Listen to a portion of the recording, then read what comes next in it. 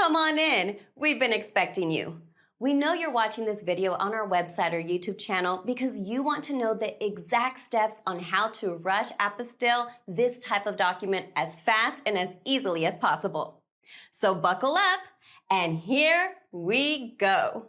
Hi, if you're watching this video right now, it's probably because you're needing to understand where and how you can rush apostille a passport card copy, which is considered a non-recordable document by the Texas Secretary of State. What will it cost? What is the current turnaround processing times? And what are the exact steps that you need to follow to place a Texas apostille order with us? First, all documents classified by the Texas Secretary of State as non-recordable documents, like a photocopy of your passport card, cannot be emailed or faxed to us by you to Apostille. But there's one exception to this that we'll go over in a minute. You must either mail us or drop off to us the original wedding signed certified copy affidavit along with a photocopy of your passport card at our main Austin, Texas office. Second, all non-recordable documents must be properly wet ink notarized by a Texas notary public. You cannot use a notary from any other state or any other country. You must use a Texas notary. Then you, a lawyer or a Texas notary, must include or attach on your non-recordable document either this Texas notary jurat or acknowledgement text as shown here. So this is a passport card. So you know there's actually a passport, and then in the United States you can get, basically it looks like a driver's license, but it's called a passport card. It looks just like this. And usually when you're renewing or getting your passport, they give you that option to get a passport card included with a passport, and usually it's like an extra like $100. So what you need to do is you make a photocopy, a color photocopy on one page, and then you're going to download this certified copy affidavit. So right here is a certified copy affidavit. So to get an apostille in Texas on the passport card, you need to do this certified copy affidavit. And you can just print it off right here, all the highlighted text right here. Just click this PDF and it will download that PDF of this. And then you're going to print that out and then you go get it notarized. I'm going to walk you through how it has to be filled out because multiple errors will be made by the notary on this if you don't follow instructions, which are self-explanatory, but the notary still messes up in Texas all the time. So right here it says print passport card holder's name. That's you. Whoever is on the passport card, you are the holder of that card. So you need to print your name exactly the way it is on the ID. This is one reason why it'll get rejected. You don't print your name the way it is on your ID. You'll print your name, let's just say you go by John Doe, but your full legal name on your passport and your passport card is John Jackson Doe. You have to print your name exactly the way it is on your passport card. And then you have to sign your name exactly the way it is on your passport card or how you do legally on your passport.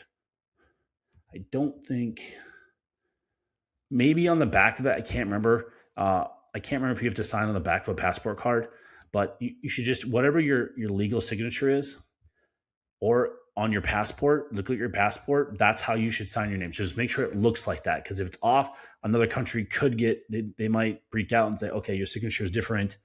We don't like this. So just try to get your signature as close as possible on your passport. Okay. Then here's all the notary errors that can be made. So again, self-explanatory, it says print passport holder's name. Okay.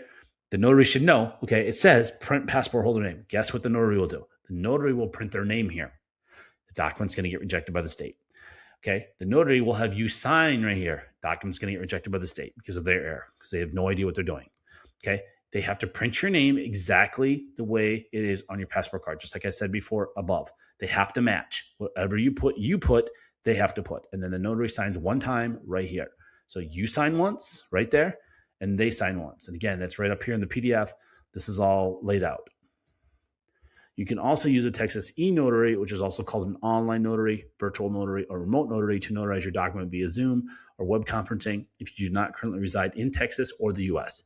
In this scenario, you can use our Contact Us page to upload and send us your electronically signed and notarized document, so you never have to mail or drop off anything to us. Now, to get to our Contact Us page from here, there's three different ways. You can just simply click here, you can click on her, or you can click right there. On our Texas Apostille order form page that you can access by clicking on the order form button at the very bottom of this page, you will need to complete the online Texas Apostille order form, then print it out, and then drop it off or mail it to us along with a prepaid return FedEx or UPS shipping label so we can mail all your documents back to you or to whomever in the world you want. Now, again, if you're doing this electronically through e-notarization, you don't have to mail or drop off anything to us. You just have to go to our contact page and upload the 3 documents, which are, again, your notarized affidavit along with a passport copy. 2 is a PDF of your prepaid return FedEx or UPS shipping label. And 3 is a PDF of our order form page. So when you go to our order form page, instead of printing it out on your printer and getting a hard copy of it, you're going to go to your printer options on your computer and click Save as PDF. And then it will save that order form page after you get done completing it. It will save it as a PDF, and then you save it, and then you'll upload it on our contact page, and that's it. You don't got to mail anything to us. You don't got to drive anywhere. You don't got to fly anywhere. You can do this from anywhere in the world. So it doesn't matter if you live in China, Australia, or Europe, or Africa, South America, Central America, Antarctica. It doesn't matter. You can all do it right from your house or your apartment. That's how easy it is if you do it electronically. Next is step 2, which is the shipping instructions. This is step 2. I'm going to go over how you're going to get documents to, and we're going to get documents back to you. So the shipping to and from, and how you have to create the shipping labels and what you have to do. So depending if you're getting a state, federal, or embassy level documents apostilled, or all 3. If you're going for example, a non-Hague country, you have to go through that's called the document legalization or attestation process. And if it's a state level document, like say a birth certificate for, let's say, Vietnam or Thailand, you'd have to get it done at the state level of Texas, then the U.S. Department of State, and then the embassy of that country. And that's the 3rd step. So I'm going to go over all that on how you have to do the shipping. So to get your documents to us, there's going to be typically only 2 ways. One, which is the easiest way and what we recommend to 99% of people, and that's you're going to overnight or mail your documents to our Austin address, which is on our order form page and on our shipping instructions. Or if you live in the Austin area, you can drop off your documents to us. Again, it does not speed up the process, which we go over in step 3. It does not speed up the process at all, mailing it or dropping off. It's not a walk-in service. You can't walk into our office and come out with it and getting an apostle. Apostles are only done at the Texas Secretary of State, U.S. Department of State in Washington, D.C., or a consulate or embassy of that foreign country, and we do all the legalizations in our D.C. office at all the foreign embassies in D.C., which is where 99% of all the world foreign embassies are located at. So I'm going to go through what you have to do. So if you're going to mail your documents to us, please do not use the post office. Do not use the United States Post Office. They lose documents constantly. They lose billions of dollars for a reason every year. They are incompetent. They're unreliable. Do not use them. Do not mail your documents to us or have us mail them back to you, because it's usually the tracking is horrible. We recommend only to use FedEx, but if you want FedEx or UPS, or if you're in Europe or in South America or Central America, I know it's big down there in those countries, is DHL. But again, the most reliable and who we recommend, and we ship with them every single day, and we ship up tens of thousands of documents, and we have clients on 6 continents, haven't got Antarctica yet, it's FedEx. They are by far the most reliable. If you want your documents not to be damaged or lost, they are the most reliable, and they are the cheapest if you're using documents in the US by far. And I'll give you an example. We ship to our DC office from Austin, Texas. So the middle of Texas, all the way as far as you can possibly go across the country until the Atlantic Ocean to Washington, D.C. It costs us $10.95 to 2-day FedEx documents to our DC office. If we use UPS, same turnaround time, it's over $40. If we use the post office, it's over $20. It's like $23. It's over twice. So if you're using documents, FedEx is so much cheaper than using UPS and the post office for that matter, if you're doing it fast within overnight or 2 days. Most people don't realize that's only if you use the FedEx One option. And our video on our shipping pages, they're going to go through that. I'm going to explain that. So here's the links you're going to click on. So this will do a long video, another 15, 20-minute video. It will walk you through something that FedEx or UPS doesn't even do on their website. We have screenshots and a video walking through the screenshots on how you can create a prepaid return shipping label on FedEx.com or UPS.com from anywhere in the world. So I don't care where you live in the world, you can go online and you can create a prepaid shipping label, and then you can print that out and mail that to us, or you can download it and email the PDF that they give you. It's only a PDF. You cannot give us shipping labels in a Word document or a GIF or a JPEG or whatever it is. You need the original PDF that both UPS and FedEx will give you. When you create it, and you click on these links right here, and they'll show you a video and walk you through screenshots on how you have to do that anywhere you want. Okay. And then if you're doing internationally, you have to do what's usually called a customs invoice or customs uh, uh, receipt that you have to do. You click on these ones, this one for FedEx and this one for UPS, and we already have a pre-filled out for you template that you just got to fill out and then sign your name and date and put the date on it. That's it. It's already done for you. Again, depending on the country, they don't normally need this, but we always do it just in case. We tell you to do it if you're shipping internationally, for shipping your document from the US to another country. For example, Mexico doesn't really care that much, but you can do it anyways, but they don't really care with FedEx.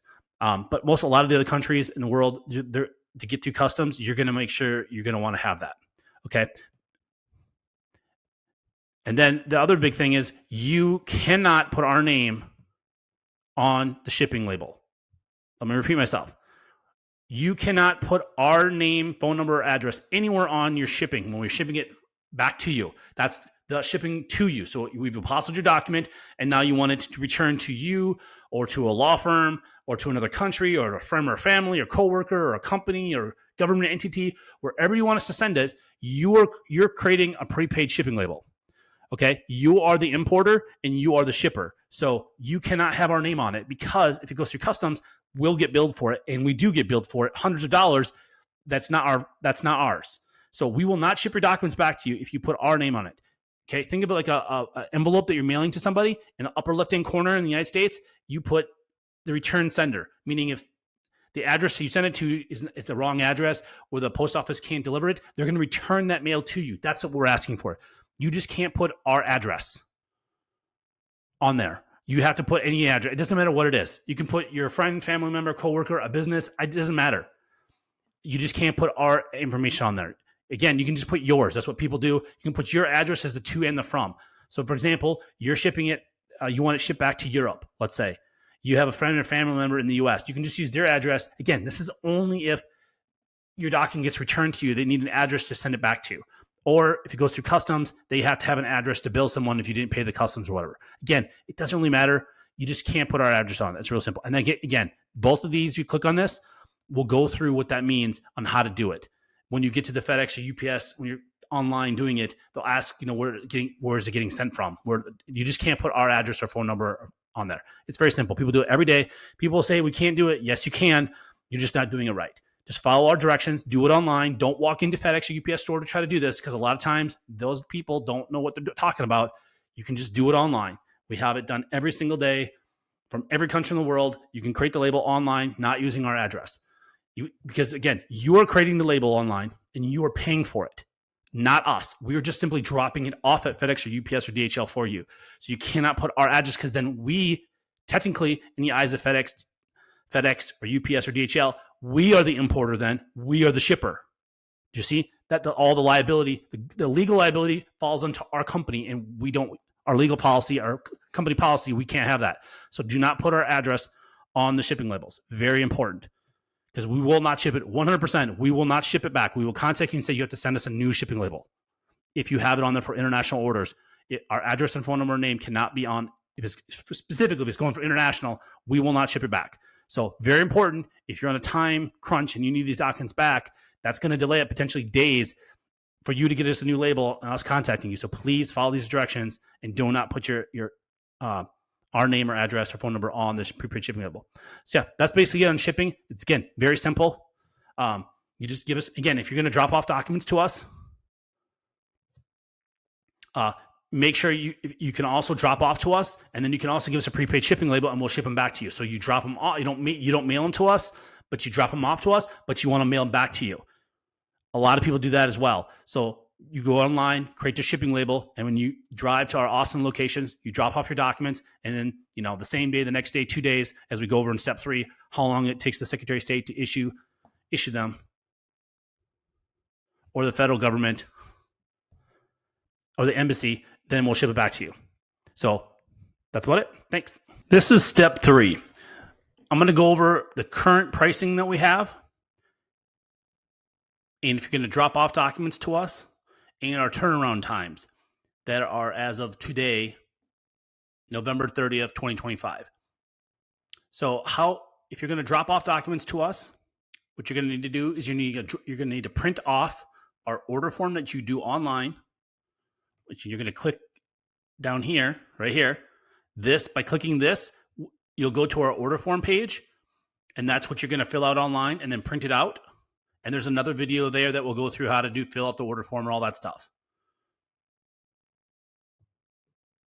So if you're going to mail your documents to us, which is what most people do, you print out our order form, and then you send that along with your documents like we state in step 2, you send it to us.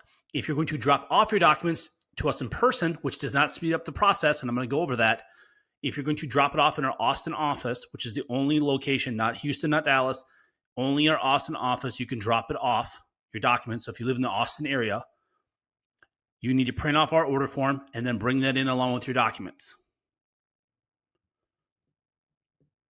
And then I'm going to go over right now our cutoff times. So for same day service, what that means is we're going to file your legal documents with the Texas Secretary of State if we get your documents by 12 p.m. Central Standard Time, Monday through Friday, excluding any major federal or state holidays. So whenever the Secretary of State is open, and they're actually closed more days than just the federal and state, like for 4th of July this year, they closed the Monday after 4th of July. That wasn't a federal holiday. And they closed this week, Wednesday, before Thanksgiving, and that was not a federal holiday. Or Black Friday, they are closed as well. That's not a federal holiday, but they're closed. So they're closed for 3 days this week, and they'll be closed for 3 days for Christmas. They've already announced the day before Christmas Eve Day. So Christmas Eve Day, which is not a federal holiday. So whenever they're closed, we cannot file your document. Just make sure you know that, so you're aware with the turnaround times. No company can file your documents unless the Secretary of State is open. So I just want to be clear about that. So if we get your documents by 12 o'clock Central Standard Time, Monday through Friday when they're open, we are going to guarantee if we get them by 12 o'clock, we are going to file them with the state of Texas. Then, depending on their turnaround times, they change. We don't control this. No company, no person controls how fast they're going to turn them around. As of right now, and we change this every single month. Like right now, in a few hours, this is going to change to December 2025. So if you're watching this video in the future, in 2026 or 2027, forget what you're seeing on this video. Whatever it says right on this page right here, this is what the current turnaround time is going to be for the Secretary of State. And I'm going to go through this on our examples. So as right now, November 2025, it takes between 0 and 2 business days for the Secretary of State to issue apostils on documents. And I'm going to explain what 0 days means. Okay? So we give some scenarios here. So if we receive your paperwork by mail or drop off by noon Central Time, we're going to file your documents.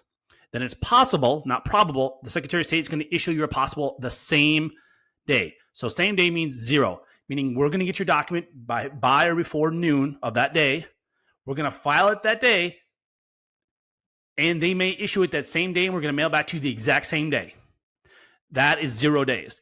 Or it could take them up to 2 business days after we file it to them have them issued to you.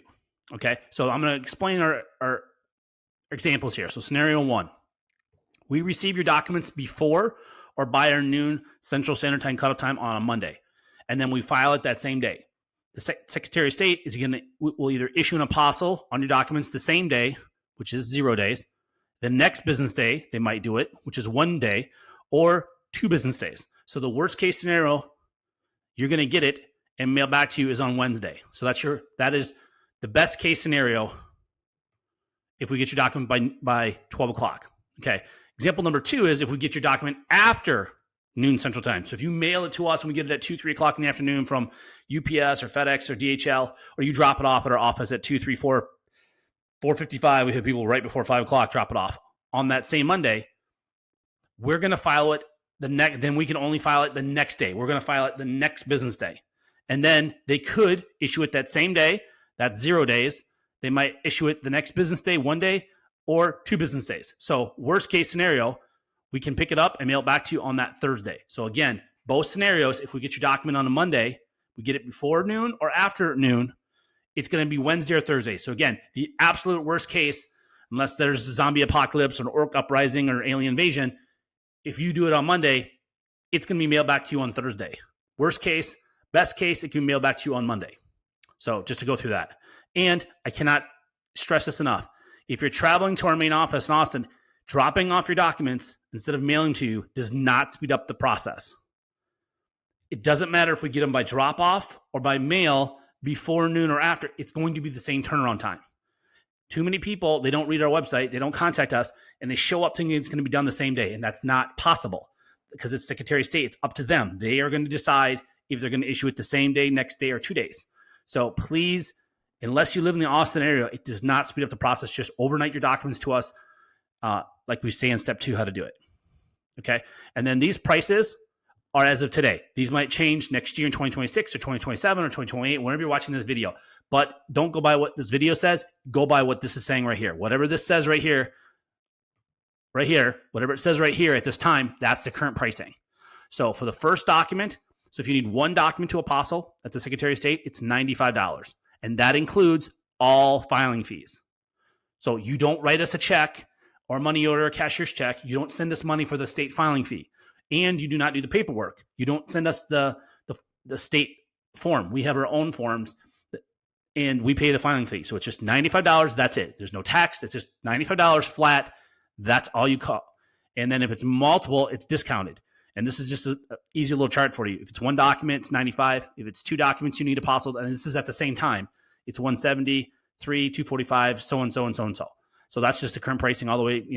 We just have it. And again, any additional documents are $75 each. And then when you're ready to order, you just click this button, and that's going to take you to our order form page for Texas Apostilles. And again, this is only for Texas. This isn't for federal pricing or corporate pricing, Texas corporate pricing for corporate documents to Apostille or embassy fees. This is specifically only for Texas Secretary of State and Texas documents. So documents that are notarized by Texas Notary or documents that were issued from a Texas entity, city, state, county, or state government, like a Texas birth certificate, death certificate, marriage license, divorce decree, criminal records, checks, driver's license, power of attorneys, stuff like that. So that's step 3. Thanks.